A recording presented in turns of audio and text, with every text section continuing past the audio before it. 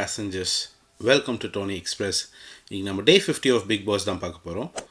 So last நைட்லேருந்து ஆரம்பிப்போம். இங்கே வந்து தர்ஷிகா வந்து ராணவ் கிட்ட பேசிக்கிட்டு இருந்தாங்க.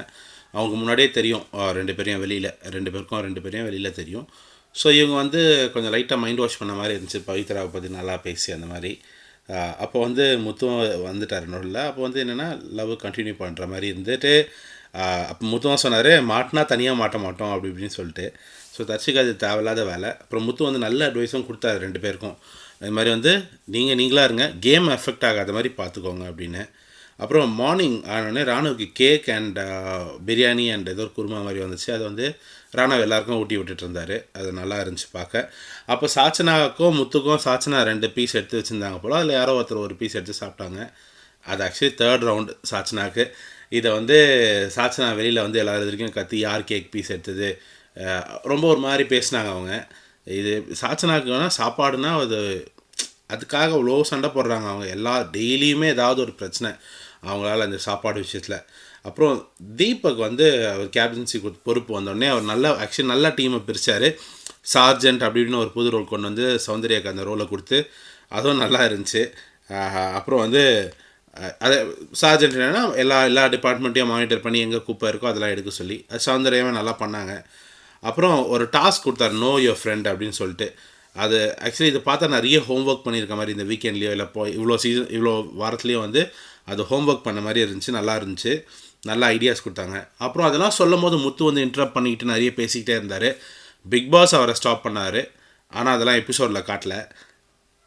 அப்புறம் வந்து திருடன் கையில் சாவி, இதுதான் என்னோடய டைட்டில். என்னென்னா அருண் அவர் அந்த திருட்டு கும்பலோட கேங்கில் இருக்கார். நைட்டில் திருடி சாப்பிட்ற கேங்கில் க்ராசரிஸ்லாம் இப்போ அவங்க தான் பார்த்து எடுத்து காமன் க்ராசரிஸ்லாம் அவங்க தான் எடுத்து அதுலேருந்து சமைச்சு சாப்பிட்றாங்க.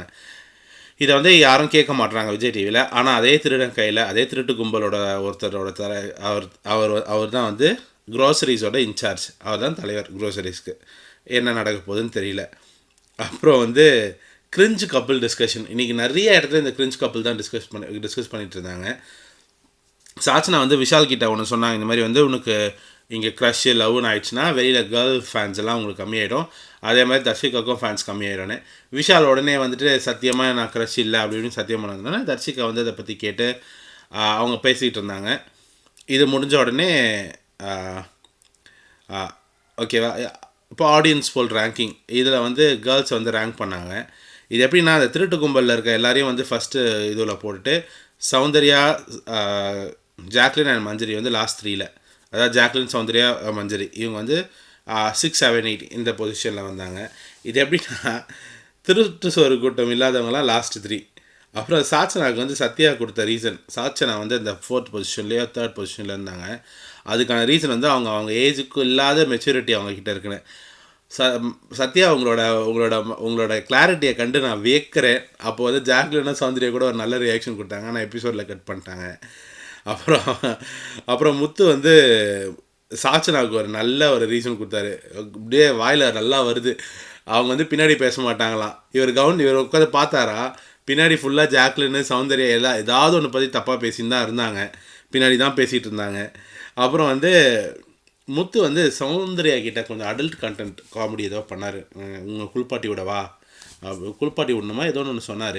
அதேமாதிரி நேற்று நைட்டு வர்ஷினி வெளியில் போகும்போது கூட ஏதோ ஒரு கமெண்ட் போட்டாங்க. அது எபிசோடில் காட்டலை. முத்துவை சேவ் பண்ணிட்டாங்க இந்த வாட்டி அந்த விஷயத்தில். இதை தவிர்த்தா அவருக்கு நல்லது. ஏன்னா அவர் டாப் பொசிஷனில் இருக்கார், மக்களோட சப்போர்ட் நிறைய இருக்குது. அதனால தான் சாச்சனா கூடவே இன்றைக்கி ஃபுல்லாக சாச்சனா கூடவே சுற்றிட்டு இருந்தாங்க. அதனால தான் நீங்கள் நல்லா நோட்டீஸ் பண்ணிங்கன்னா தெரியும். அப்புறம் வந்து ஆனந்தி அவங்களோட ரெகுலர் ஜாபை அவங்க பொசிஷனை திருப்பி எடுத்துக்கிட்டாங்க. இந்த வாட்டி பவித்ராவையும் சாச்சனையும் உட்கார வச்சு ஜெஃப்ரி, விஷாலை பற்றி தப்பாக பேசினாங்கன்னு நினச்சேன். ஆனால் இல்லை, எல்லாரை பற்றியுமே தப்பாக பேசிகிட்டு இருந்தாங்க.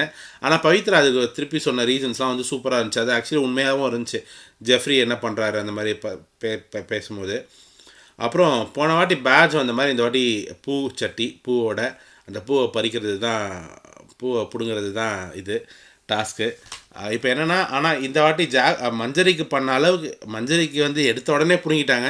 தீபக் யாரும் பிடுங்கல. அப்புறம் ராணு வந்து எல்லாருக்கும் 1 வேர்ட் நேம் வச்சார். நல்லா இருந்துச்சு, அது காமெடியாக இருந்துச்சு. அப்புறம் வந்து நாமினேஷன் ப்ராசஸ் பழைய சீசனை பார்க்குற மாதிரி ஒரு ஃபீல் நல்லா இருந்துச்சு, வித்தியாசமாக இருந்துச்சு. பெயிண்ட் பண்ணுறது வித்தியாசமாக இல்லை, ஏற்கனவே நடந்திருக்கு. ஆனால் அதுலேயுமே ஒரு டிஃப்ரெண்ட் புதுசாக இருந்தது. என்னென்னா டோரை திறந்து டோர் வெளியில் தூக்கி போடுறது. இப்போ வந்து சத்யா வந்து ஜாக்லினை டாக்ஸிக் அண்ட் ஜட்ஜ்மெண்டல்னு சொல்லிட்டு ஒரு ரீசன் கொடுத்தாரு. ஜாக்லின் வந்து அது ஒரு மாதிரி ஃபீல் ஆகிட்டாங்க. இப்போ என்னென்னா, இப்போ சத்யா நீங்கள் ஒன்றுமே பண்ணாமல் ஒருத்தர் பண்ணுறதை வந்து நீங்கள் வந்து டாக்ஸிக் இந்த மாதிரி ஜட்ஜ்மெண்டல்னு பிராண்ட் பண்ணுறது தப்புங்க. அப்புறம் சௌந்தர்யா வந்து மேக்கப் போட ரெஸ்ட் ரூம் போனாங்க. பிக் பாஸ் கலாச்சி விட்டார் தீபக் அந்த இடத்துல. அப்புறம் தீபக் வந்து தீபக் அவங்க ரீசன் சூப்பராக இருந்துச்சு. சாச்சனாவை நாமினேட் பண்ண ரீசன். அப்புறம் சாச்சனா வந்து ஓகே ஜெஃப்ரியுமே நல்ல ரீசன் கொடுத்தாங்க. ஜெஃப்ரி சாச்சனாவுக்கும் கொடுத்தாங்க, ஆனந்திக்கும் கொடுத்தாங்க. தர்ஷிகாவும் நல்ல ரீசன் சத்யாவுக்கு கொடுத்தது. கன்ஃபியூஸ் ஸ்டேட்டில் இருக்கார், அப்புறம் கேம் பிளே இல்லைன்னு. அருண் வந்து ஓவர் கான்ஃபிடென்ஸுன்னு சொல்லி ஒரு ரீசன் சாச்சனா கொடுத்தாங்க. அது ரொம்ப ட்ரூ, 200% அதுக்கு உண்மை தான். அவன் வந்து கொஞ்சம் ரீசெண்ட் டேஸில் பார்த்திங்கன்னா அப்பா இருக்கார், என் தகப்பன் என்னை காப்பாற்றுவார் என்ற ஓவர் கான்ஃபிடென்ஸில் தான் சுற்றி கொண்டு இருக்கிறார். அப்புறம் ரஞ்சித் தான் தலைவன்கிட்ட நான் எதிர்பார்க்கல. அவர் ஆனந்தியோட கேம் பிளே பக்காவாக ஆன் பாயிண்ட்டாக சொன்னார். அவங்க பொய் சொல்கிறாங்க, அவங்க வந்து பின்னாடி பேசுகிறாங்க, இதெல்லாம் நல்லா சூப்பராக சொன்னார் ரீசன். அப்புறம் வந்து பவியும் நல்ல ரீசன் கொடுத்தாங்க விஷாலுக்கும் சத்யாவுக்கும். சௌந்தர்யா வந்து மஞ்சரிக்கு ஃபோட்டோவில் மவுத்லலாம் பெயிண்ட்டு போட்டு அது தேவையில்லாத ஒரு விஷயம், பட் ஏதோ பண்ணோன்னு பண்ணியிருக்காங்க.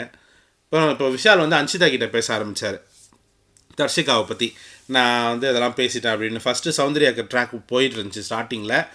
அது சரியாக ஒர்க் அவுட் ஆகலைன்னொன்னே, ரெசிப்ரோகேட் ஆகலைன்னொன்னே சௌந்தர்யாவை பற்றி நிறைய தப்பாக பேசினார். இப்போ தர்ஷிகாவை பற்றி அன்ஷிதா கிட்டே பேசுகிறார். போக போக அவர் தப்பாக பேசுவார்னு நினைக்கிறேன். அவரோட சுயர்வு அதுதான். அப்புறம் வந்து ஷாப்பிங் டாஸ்க், இந்த கேம் ஆஃப் பாயில் போடுறது, இதை என்னமோ அப்படியே சோஃபா மேலாம் நின்று பிக் பாஸ் கொடுத்த டாஸ்க்கு மற்ற டாஸ்க்லாம் கூட இப்படி நின்று பார்த்துருக்க மாட்டாங்க. இப்போ எல்லாருமே கரெக்டாக போட்டாங்க, சௌந்தர்யா மட்டும் சொதப்பிட்டாங்க. 8500 பாயிண்ட்ஸு. அதே மாதிரி இந்த பழைய லக்ஸரி பட்ஜெட் டாஸ்க் மாதிரியே இருந்துச்சு. பார்க்க ஓகேப்பா பழைய இந்த நல்ல வேலைடா அப்படின்ற மாதிரி இருந்துச்சு. போர்டில் எழுதுறது ஓகேவா, இவங்க ஷாப்பிங்லாம் பண்ணல, போர்டில் எழுதுனாங்க முன்னாடி சீசன்ஸ்லாம் அந்த மாதிரி. அப்போ வந்து அவுட்ஸ்மேட்ஸ் வந்து விஷாலையும் ஜாக்லினையும் சூஸ் பண்ணாங்க, வயல் முத்து வந்து எழுதணும் போர்டில்னு. இப்போ காஃபி பவுடர் வந்து இந்த வாட்டி பேசிக் செக்ஷன்லேயும், தோசை மாவு வந்து லக்ஸரி செக்ஷன்லேயும் இருந்துச்சு. இப்போ ஜாக்லின் வந்து காஃபியை சூஸ் பண்ணாங்க, ஏன்னா அது வந்து ஒரு வாரம் ஃபுல்லாக வரும். தோசை மாவுனா 400 பாயிண்ட்டுக்கு வந்து வெறும் ஒரு நாள் ஒரே ஒரு வேலைக்கு மட்டும்தான் பத்தும் அப்படின்னு சொல்லிட்டு அதனால் அவங்க சூஸ் பண்ணல. இது சாச்சனாக்கு சமக்கம் வந்துட்டு அவங்க என்னென்னமோ பேசி அவங்க ஒரு ஆர்கியூமெண்ட்லாம் எல்லாருமே பண்ணாங்க நிறைய பேர். அதில் எஸ்பெஷலி சாச்சனா வந்து பேசும்போது ஜாக்லின் சொன்னாங்க, நீ மேலே படிச்சிருந்தா தெரியும் அந்த போர்டில் அப்படின்னும் போது அந்த போர்டில் இதை கட் பண்ணிட்டாங்க. டிவி எபிசோடில் லைவில் பார்த்தவங்களுக்கு தெரியும் அவங்க என்ன சொன்னாங்கன்றது. இது ஒரு அப்படியே இதை பார்த்துட்டு வெளியில் எல்லாரும் வந்து ஜாக்லினை தப்பாக பேசிகிட்டு இருந்தாங்க. ஓகேங்க, ஜாக்லின் மேலே வெறுப்பு இருக்கலாம், ஆனால் எல்லாத்துக்கும் இருக்கக்கூடாது. அவங்க மேலே படின்னு சொன்னது வந்து சாச்சனா MBBS MBA இதெல்லாம் படிக்க சொல்லுங்க. இந்த போர்டு மேலே இருந்ததை நீங்கள் ஒழுங்காக படிச்சிருந்தீங்கன்னா தோசை பேட்டர் லக்ஸரியில் இருந்துச்சு, அதனால் நான் பேசிக் பொருளை எடுத்தேன் அப்படின்னு சொல்லியிருந்தாங்க. இதை வந்து அவங்க சாச்சனா வந்து முத்துக்கிட்டேயும் ராணுவக்கிட்டேயும் வேறு கம்ப்ளைண்ட் பண்ணியிருந்தாங்க, டீமை வச்சு பேசணும் அப்படின்னு. பிக் பாஸ் வந்து தீபக் அப்ரிஷியேட் பண்ணார், ஏன்னா சூப்பராக இருந்துச்சு, இன்றைக்கி யாருமே தூங்கலை, ரொம்ப ஆக்டிவாக வச்சுட்டு இருந்தார். அப்புறம் வந்து அன்ஷிதாவை பற்றி தர்ஷிகா கிட்டே போய் விஷால் பேச ஆரம்பித்தார். அன்ஷிதா ஏன் அப்படி சொல்கிறாங்க, நம்மளுக்கே எல்லோரும் தூது புறா விட்டுன்னு இருக்காங்க, நம்மளே டைரெக்டாக பேசலாமே அப்படி இப்படின்னு. விஷால் பண்ணுறது ஐயோயோ கடவுளே. இப்போது Manjari and Muthu versus Arun and Vishal. இப்போ மஞ்சரி வந்து இப்போது ஒருத்தருக்கு எவ்வளோ வேணுன்றது அவங்களுக்கு தான் தெரியும். அவங்க கம்மியாக தானே வேணும்னு கேட்குறாங்க, கம்மியாக கொடுத்துட்டு அதை மற்றதை எடுத்து வச்சுட்டு அப்புறமா யாருக்காவது பத்தலைன்னா கொடுத்துருக்கலாம். இதை வந்து என்ன சொல்கிறாங்கன்னா, இல்லை நாங்கள் ஒரு கப்பு தான் கொடுப்போம், ஒரு கப்பு எடுத்து தான் ஆகணும், பிடிக்குதோ இல்லையோ, அதை வேஸ்ட் பண்ணும்போது முத்து கேட்டார். ஓகே, ஒரு பக்கம் நியாயம் இருந்துச்சு தான், ஓகேவா, மஞ்சரி பக்கம் நியாயம் இருந்துச்சு. இப்போ அருண் வந்து முத்து ஏன் நீங்கள் வந்து மஞ்சரிக்கு சப்போர்ட் பண்ணிட்டே வரீங்கன்னு கேட்டோன்னே அது ஒரு பெரிய இஷ்யூ ஆச்சு. அதை வந்து தீபக் வந்து நல்லா ஹேண்டில் பண்ணார். அதை தனியாக கூப்பிட்டு உட்கார வச்சு 2 பேரையும் பேசி அதை தீர்த்து வச்சார். அப்புறம் இப்போ மார்னிங்லேருந்து லவ் இல்லை க்ரஷ் இல்லைன்னு சொன்ன விஷால் ஊட்டி விடுறாரு யாருக்கு, தர்ஷிகாவுக்கு. இதே சௌந்தர்யாவை பற்றி தப்பாக பேசின விஷால் தான் சௌந்தர்யாவுக்கு ஊட்டி விட்டார். இவருக்கு வந்து இதே வேலை தான், ஒன்று ஊட்டிக்கிறது இல்லை ஊட்டி விடுறது, இல்லை யாரையா தப்பாக பேசுகிறது பின்னாடி. இப்போ ஈவினிங் எல்லாரையும் கூப்பிட்டு ஒரு நல்ல கேம் ஆடினாங்க நோ யுவர் ஃப்ரெண்டில். அது என்னென்னா அந்த நம்பிக்கை கொடுக்குற மாதிரி அந்த பின்னாடி ட்ரஸ்ட் ஃபால்னு சொல்லுவாங்க, அப்படி பின்னாடி வந்து ஃப்ரெண்ட்ஸ் பிடிக்கணும், இவங்க விழுவாங்க கண்ண முடின்னு. ஸோ இந்த மாதிரி நிறைய கேம்ஸ், அது மட்டும் இல்லாமல் ஹேர்டில்ஸ்லாம் தாண்டுற மாதிரி ஃபன்னாக போன அந்த கேம், அதை வந்து எபிசோடில் காட்டாமல் மறைச்சிட்டாங்க. இந்த கிரிஞ்சு கப்பல் பண்ணுற சீன்ஸ் எல்லாம் கட் பண்ணிட்டு எபிசோடில் அந்த கேமை போட்டிருந்தா நல்லா இருந்திருக்கும்னு எனக்கு தோணுது. எனிவே வேறு எதுவும் சொல்கிறதுக்கு இல்லை. எனக்கு லைட்டாக பழைய பிக் பாஸ் பார்க்குற சீன் நாஸ்டாலஜிக்காக இருக்குது. போக போக இன்னும் நல்லா இருக்கும்னு நினைக்கிறேன். பொறுத்திருந்து பார்ப்போம். Like, comment, share and subscribe and இந்த நோட்டிஃபிகேஷன் பெல். மீண்டும் நாளைய பயணத்தில் சந்திக்கும் வரை உங்களிடமிருந்து விடைபெறுவது டோனி எக்ஸ்பிரஸ்.